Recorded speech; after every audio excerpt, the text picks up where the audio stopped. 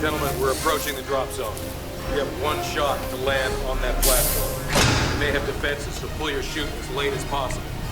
3, 2, 1. Remember, the Enterprise won't be able to beam you back until you turn off that drill. Good luck.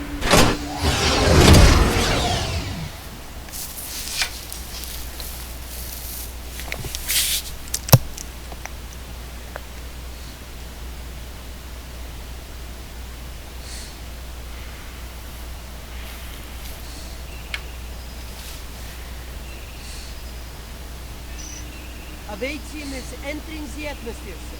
20,000 meters.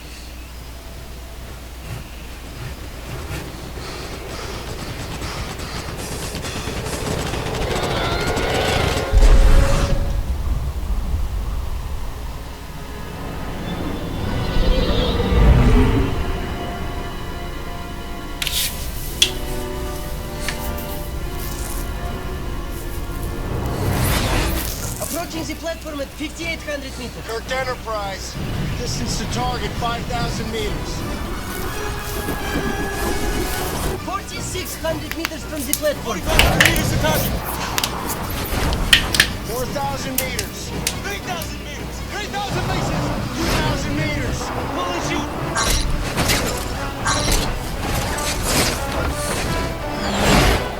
10,000 meters. Come on, pull your chute, Olsen.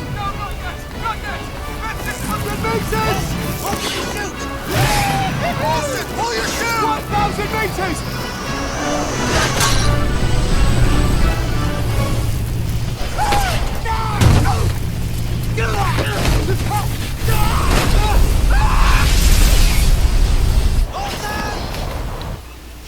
Olsen is gone, sir.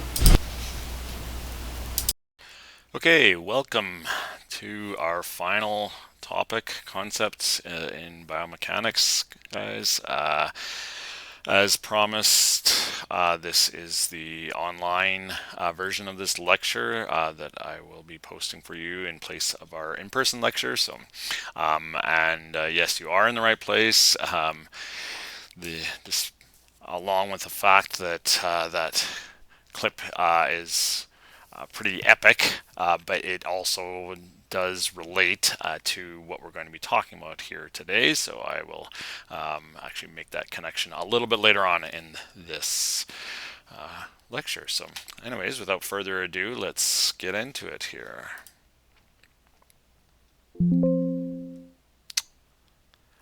So just to begin with, I always like to ask students to kind of just think about this this topic or this term, fluid dynamics, and just kind of from that, and maybe any like knowledge or background experience you have in this concept or with this term, just try to think of all the examples you can that are sport related, of course, in which this concept would play a sort of a large role in the sort of the actions or the what goes on in that sport or that sporting context. And you just feel free to pause if you want to kind of try to think of all the examples. I'm not going to pause myself because you can do that, but just probably going to guess that at least a few people came up with, well, swimming would be an obvious one, which is very true. Certainly is impacted by the concepts and the principles in this notion of fluid dynamics, but there's actually a lot more than we realize, and if you kind of took anything from that video at the beginning there, you probably got a sense that, well, fluid dynamics, maybe things that are moving through air are also affected by the principles within that, and that would be true. And so there are actually, it's kind of a bit of a niche sort of concept in terms of, how widespread its effects are in sport. And so we don't maybe see the effects or use the ideas of fluid dynamics as much as, say, angular kinematics or linear kinetics or something like that. But where it does play a role, it is highly influential. All right, so just to give a bit of an overview, so the lecture today where we'll be kind of looking at some aspects of how bodies will move through fluids, at what fluids actually are considered as well. And then, of course, there are forces going on as bodies are moving through fluids. So we're going to look at a few of those forces, just kind of dig down into them a little bit more and into the practical aspects. What does this do to motion, and what are the sort of the things that we consider as we are trying to analyze motion or movement as it's moving as things are moving through the air or fluid.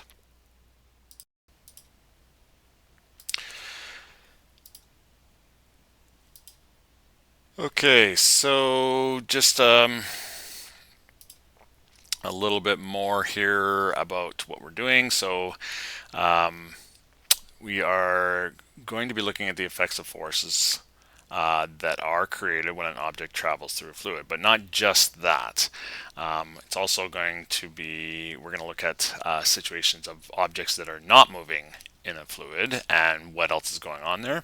And also, as I mentioned, there is this just this idea that we need to identify what we're talking about when we say fluids. And fluids can be a variety of different things. Now, as it says in the slide here, gases, vapors, liquids, fine grains or powders. However, the two environments that we are most concerned with in sport, of course, are air and water. Those are where we see the most sort of sporting actions taking place. All right, so there are three main forces that we're going to take a closer look at in this lecture: buoyancy, drag, and lift. Terms I'm sure all of you are at least a little bit familiar with, have heard in some way, shape, or form. So, but we'll obviously get into a little bit more depth on all of these things. So let's take a look at this first one here. So, as I mentioned before, we are going to consider the state of a body or an object or something in a fluid, and a force acting on it as it's stationary or not moving. And that force that we're talking about there is buoyancy. Okay. And so buoyancy is just simply it's the tendency of an object or something to move upwards or to rise in a fluid. And we obviously are familiar with this in an experiential way in our own lives. And I'm sure all of us have been in water before, and so we have some notion of buoyancy in that regard. We see it in real life in the medium of air, when we see like a hot air balloon, for example, is kind of making use of this notion of buoyancy. Okay. And what it is so it's a force that is acting in a vertical direction and always in an upwards manner. Okay? And it actually can be explained by this notion of Archimedes' principle, which is again, he's probably a well-known name that you may recall from like high school or middle school, or I don't know when you would have learned about him possibly in science. But anyways, Archimedes, the story goes that he got into the bathtub and noticed the water rising as he got in, and this led him into this notion of displacement of water, which then eventually he formulated into this sort of this principle or this law about buoyancy, and that what this says is that the amount of fluid that is displaced by the body in that fluid, the weight of that displaced fluid will equal the buoyant force pushing upwards on that body. Okay, so in other words, if a person who weighs 100 pounds gets into water and they displace more, their mass, their displacement of water, the amount of stuff that they're made of displaces more than 100 pounds of water, then they will feel a buoyant force moving them upwards. They will rise or float. Okay.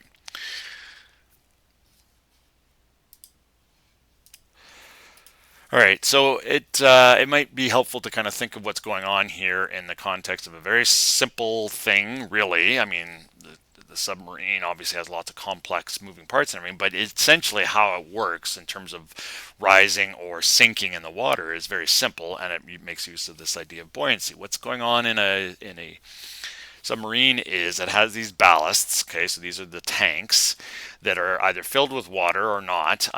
In order for the tank or the submarine to rise, what they will do is release the water out of their ballasts. Okay, and then the submarine will float to the top. If they need to sink, get into depth there, then they will take in water and fill up the ballast. And if you think about the difference between air and water, one thing that we notice, I'm sure, is the amount of density, right? So water is obviously a great deal more dense than air is, and density is an aspect that plays an important role in this.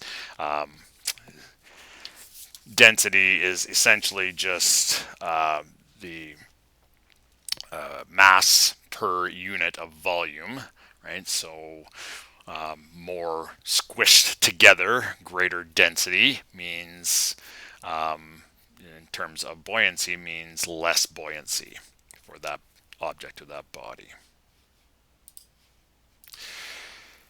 So now let's take this and apply it to the human body. Okay, so the human body is comprised of lots of different sort of materials with varying amounts of density. And one thing we should note is that just like with gravity, and we have a theoretical point known as the center of gravity or center of mass, we also have a center of buoyancy. Okay, so this is the theoretical point around which all the buoyant forces are acting, around which they are all balanced. So very similar notion to the center of gravity, but it's not the same as center of gravity. Okay, so we know that at the center of gravity, that's the point at which gravity is acting and in a downwards manner, while the center of buoyancy, the force of buoyancy, is acting in an upwards manner at that point. Okay, so if you were to picture like a ball of some kind, that's a homogeneous body. It's the same in all directions in all ways. It has a center of mass or center of gravity that is the same as the center of buoyancy. It's going to be right in the very middle of it. Okay, but we know with the human body, of course, we're oddly shaped. We have body segments that we can change our configurations, and not only the shape of our body, but it's also about, if you just talked about density, it's also about the type of tissues, right? So if you kind of think about, generally speaking, our human body and the differences overall between, say, the upper and the lower, right? Thinking about all the air-filled sacs that we have in our upper torso, which are known as the lungs. Lot of air up there, right? So less density in the upper body, legs full of muscle and bone and dense tissue, cartilaginous tissue, and so on. So much greater density per unit of volume. Thus, thinking about what would be the general position of the human body as it's just sort of sitting in water, well, our legs will tend to sink and our upper body will tend to float. Okay? This is also related to the notion, or that kind of the relationship that the center of buoyancy has with the center of gravity. Okay, so the center of buoyancy in the human body is going to be higher up in the body compared to the center of gravity, right? So think about what's going on there. If we imagine, I'll come back to that in a second here. If we imagine the distance between the center of gravity and the center of buoyancy as being like a moment arm, in that we have a couple force here. We have the buoyant force pushing upwards on the higher point in our body, and the center of gravity pushing down at the center of gravity, which is lower in our body, creating a torque, which it's a turning effect essentially. Okay. In addition to that, we also do see on average, again, gender, I should probably say more specifically, sex differences in that, we talked about this with center of gravity. Well, similar to that in center of buoyancy, in that we have on average shapes of the body, but also the distribution of different types of tissue that are more or less dense. Fat tissue tends to be more or less dense, I should say, than muscular tissue. Women generally, especially in the upper portion of their bodies, have a greater amounts of overall, on average, of fat mass. That means they're more likely to float, and they're more likely to be upright in their floating. So, and yeah, so this idea of this positioning of our bodies in water, the tendency for it to be upright, does actually kind of lead us into drag. But I'm just going to go back to this image here, though, to kind of demonstrate. So imagine the human body moving now through air or through water. Here we see that there is a slight different position in the person in the water from this picture to this picture. Legs are lower down here, okay, and we know, so that we can see that they're moving in this direction, and there's all these curly little icons behind it here, much more so than when the legs are up higher. Okay, so remember this image. I'm going to come back to that in talking about drag. So before we get into what drag is, we should be familiar with just the characteristics of fluid as bodies are moving through it, and this applies whether it's water or whether it's air. What we have is something called laminar flow, and laminar it just simply means layers. And so as a body is moving through, there's all these layers of air. They start off, so the body's moving this way, the relative flow of air is kind of going around this way, and we will see particles of air kind of layering up around the body, and the particles closest will sort of hug the body closest and will stick to it most. The next layers up will also move relative to it, but they'll move relative to the body, but also to each other. Okay, so we have this difference in the velocities of the different layers relative to each other. And the amount of movement between those layers, the bonds between them and how much they move, is measured by viscosity. So the greater amount of sort of stickiness of them, the more they kind of move all together, is higher viscosity. So so think about like syrup, pancake syrup or something like that, as opposed to water, right? So the thicker those bonds are and the flow of them relative to each other, the thicker or the greater the viscosity. Okay, what happens when the body is moving through a fluid is this layering will start to break down. The faster it's moving, or also dependent on this, is the shape of the object. We'll get to that in a minute. But we get this at the tail end here. We see there's a little bit of a disruption of those layers, and that's called turbulence.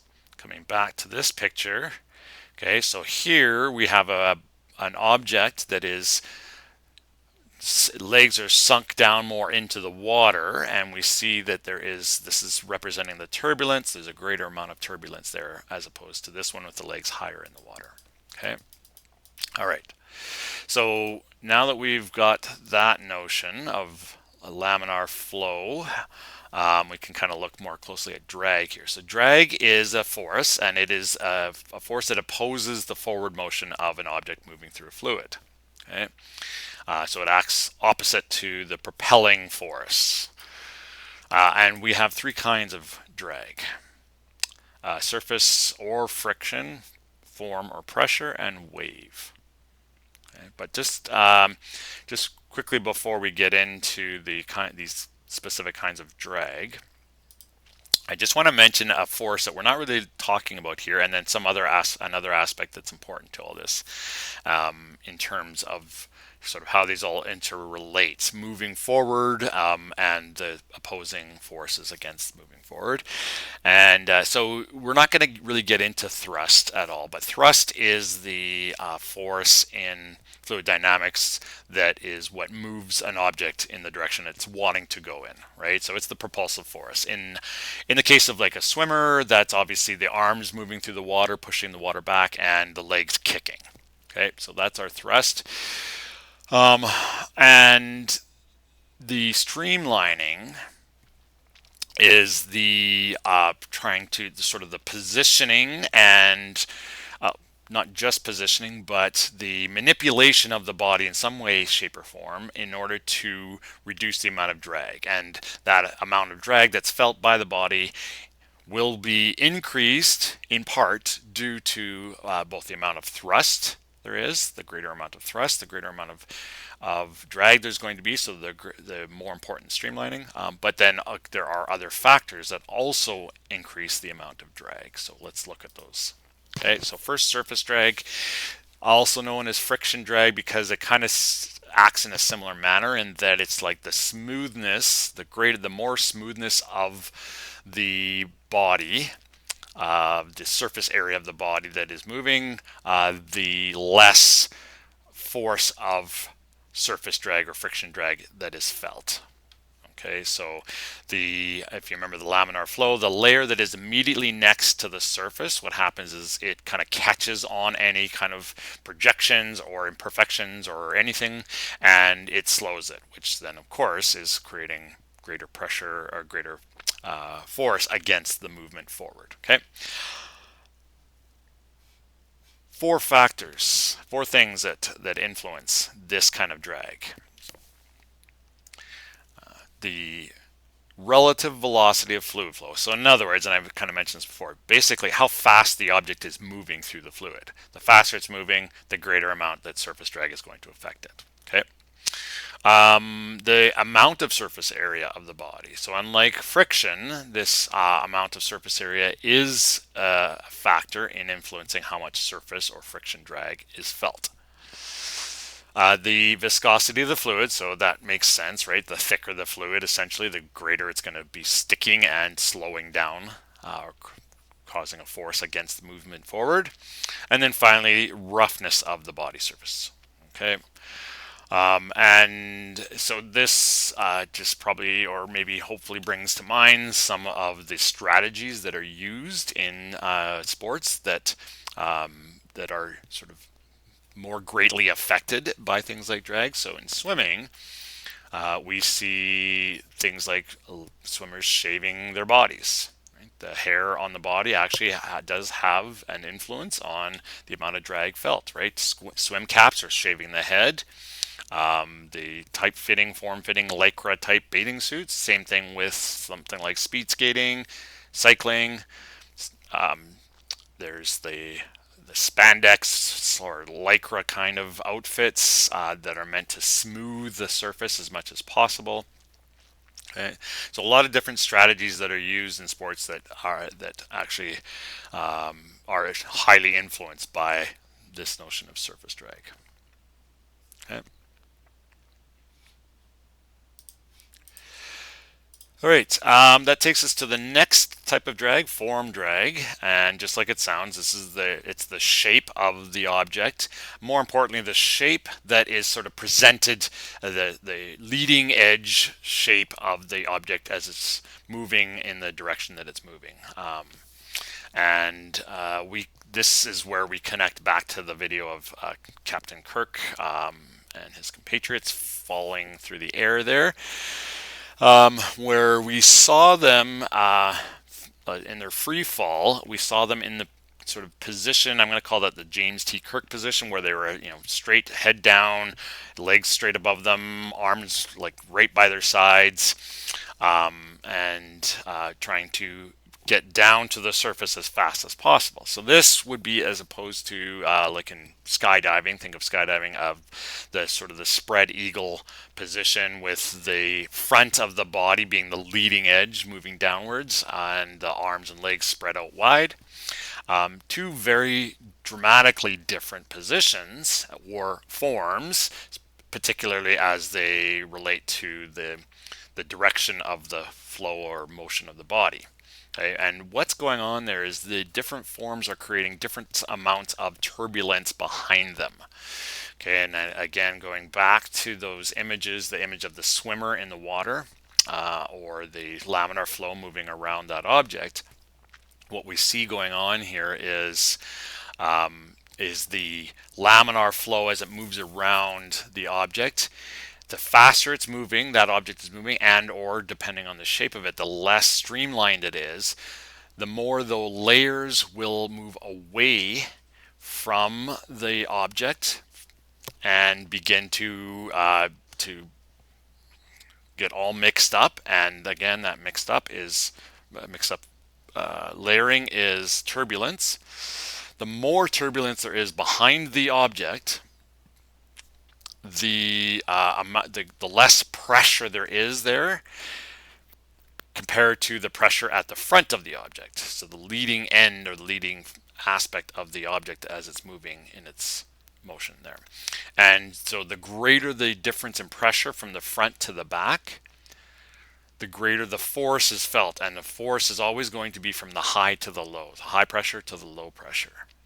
Okay, so we have a high pressure at the leading edge because the particles of air are all being sort of squished together, so to speak, by the movement forward. And then the flow, the natural laminar flow, breaks up as that object moves more quickly or as its shape is less effective, and that creates less pressure behind. Okay, and so then we have this direction of a force against the forward motion of that body. Okay, and in the difference in the eagle, the James T. Kirk position and spread eagle can actually make a dramatic difference on the velocity. Again, due to the more or less streamlining of the positioning, and what we actually will see in terms of a difference is there is something called terminal velocity in an object falling down or a body falling to the ground, at which the force of gravity pulling downwards is balanced by the drag force being pushed up against that object, and that will vary quite dramatically depending on the positioning here. In the sort of spread eagle position, so-called, we see a terminal velocity of roughly about 195 kilometers per hour, whereas in the James T. Kirk position, we'll see it anywhere between about 320 to 540 kilometers an hour. And just out of interest, just a little piece of trivia here. The fastest free fall ever achieved by a human being was by Felix Baumgartner, who fell from a height of 39 kilometers up in the air. He free falled for over 4 minutes, and he achieved a velocity of 1,342 kilometers an hour, which is Mach 1.25. In other words, he went faster than the speed of sound. So, just a little piece of interesting trivia for us. Okay, so another piece of interesting trivia has to do with golf balls and why golf balls have dimples, and it has to do with this idea of turbulent flow and form drag. And so just a little bit of background on golf balls. When golf was first invented, the balls that were used were just these sacks that were just sort of stitched together in roughly a spherical shape. And they had obvious, they weren't perfect, they weren't machined or anything like that, so there were differences between the balls, and the differences had to do a lot with the amount of stitching. And what was noticed was that the greater amount of stitching in the balls, the further the balls tended to go, which then, after a great deal of different kinds of iterations of tries at different ways of making the balls, they finally came across this shape of a sphere, but with adding dimples, because what happens is the dimples create a layer of turbulent flow all the way around the ball. Okay, so with a smooth sphere, here's our leading edge of our ball moving through the air. We see the laminar flow kind of getting disrupted earlier along the edge of the ball as it's moving. And so creating this thick, this greater amount of turbulent air behind, which then creates a greater pressure differential, thus a greater drag force being applied against the smooth ball. But the golf ball with the dimples actually create so much turbulence around it that it creates this whole layer of turbulence around the ball. And this then allows for less disruption of laminar flow. We see the laminar flow does not separate as early. There's less turbulence behind, and so less pressure differential and less form drag that is opposing the forward motion of that ball. So that's why golf balls have dimples. All right, one other point to make with this is something called the theoretical square law. And essentially all this is saying is that the faster something moves, the greater it feels the force of drag, really. And it's at with the square of the relative velocity of motion. So for every kilometer or unit of velocity moving forward, we feel there's the square of that is the amount of force felt by the drag that's being applied. Okay, so higher speeds end up exponentially experiencing greater amounts of drag. That's what we're saying there. One final kind of drag to look at, and this is we're not going to spend a lot of time on this one, but this is wave drag. Primarily just really see this in just water as opposed to air, and all this is just kind of like what it sounds is. There's wave in front of the swimmer, and it's this sort of wall as the swimmer is pushing the water in front of them. They're building this. They're squishing together the particles, making this so-called wall of water in front. Higher pressure there, of course, then lower pressure behind as the particles of water are sort of more spread out, and that pressure differential between the front and the back once again creates a force of drag that is opposing the forward motion of the swimmer. Okay. And this increases according to the cube of the velocity of the swimmer. So it's even more impactful as swimmers move faster.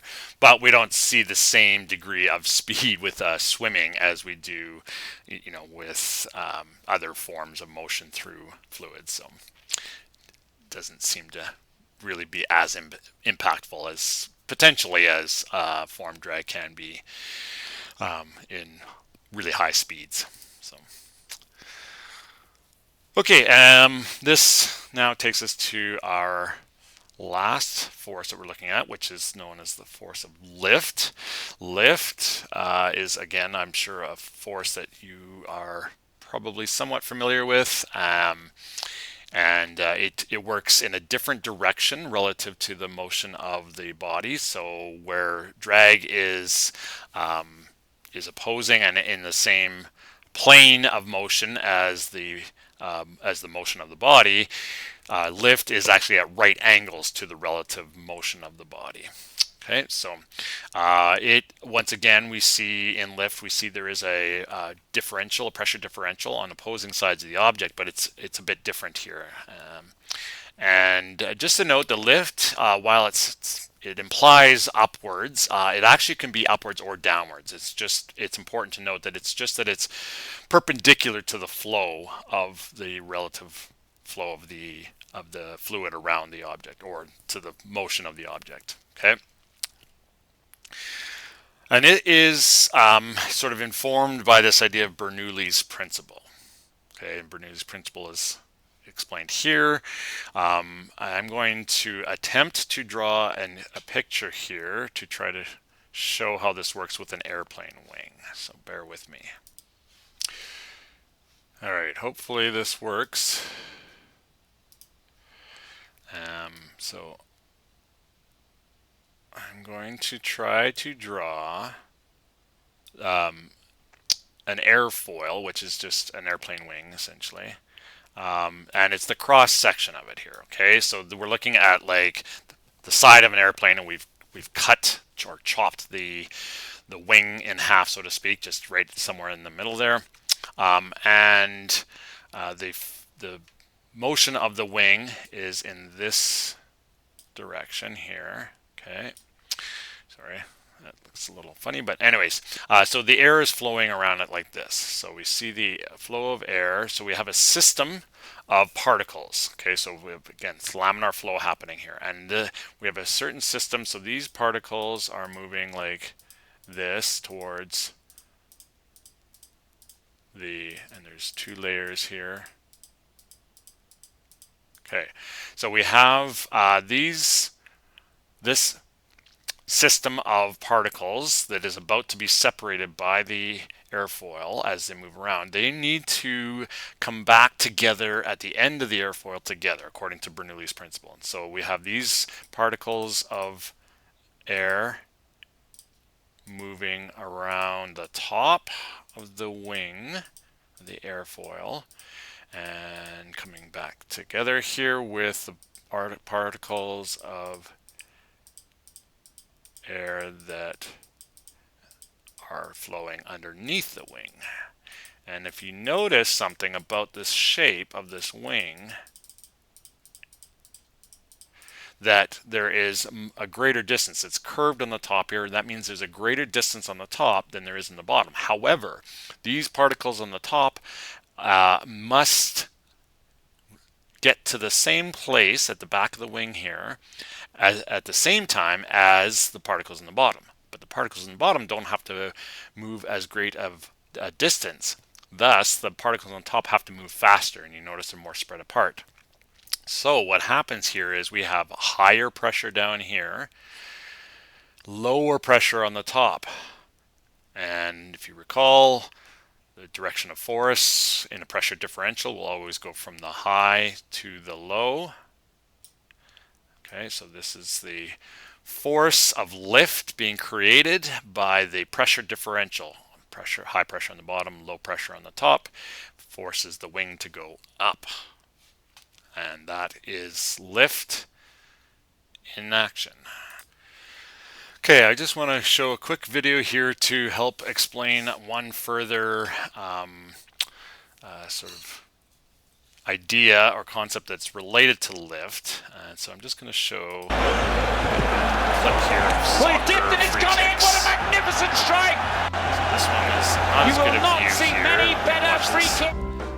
This next example here. Beckham could raise the roof here with a Penalty kick. You can kind of see it there, but take another look at this angle here. The degree of curve on the ball.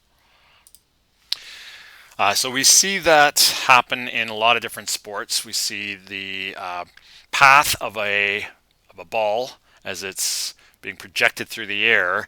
The path taking a curve for some reason. And what's going on there is, as I said, this is sort of a special version of lift, and it's called the Magnus effect. So for any spinning sphere that is moving rapidly through a fluid, pretty much air is all we're really talking about here. I said sphere, but it actually could be like a cylinder as well. We could also see that effect. But as that sphere is moving fast through the air and spinning quickly, what is going on, and here we'll use this image here to kind of explain. So if you imagine that we are watching or looking at this ball as it's moving through the air, and we're looking at it from above. Okay, so this is the above view here. The ball is moving in this direction, okay, and it's spinning in this direction. Okay, so the relative flow of the air is like this, and represented by the laminar flow represented by the blue here. So what's happening is, on this side of the ball is spinning in this direction. We've got the velocity of the top of the ball is pulling particles of air with it in that direction, but the velocity of the air relative to the ball is moving in this direction, and that squishes together all of the particles of air on this side. On the opposite side, it's the opposite case. The ball is spinning in this direction. It's spinning with the relative flow of air. So the two yellow and the blue arrows here representing the velocity of the ball and the velocity of the air are moving together. The particles of air will spread out. So then we get a pressure differential again from high to low, causing the path of the ball to go in this direction, downwards. So that is the Magnus effect. And we see it in soccer free kicks. We also see it in baseball. It's made use of. Okay, volleyball, spikes, and serves. Okay, ping pong. Okay, all of these are examples of spheres that are spinning and moving rapidly through the air. So, and there are other ones as well, but those are kind of the main ones. And that takes us to the end of this topic of fluid dynamics. Hopefully, this has all made some sense, but again, we will have opportunities in class Wednesday and next week to ask any questions needing clarification on any of these aspects that I talked about today. So that's it for today. Thanks everyone for your attention, and we'll see you on Wednesday.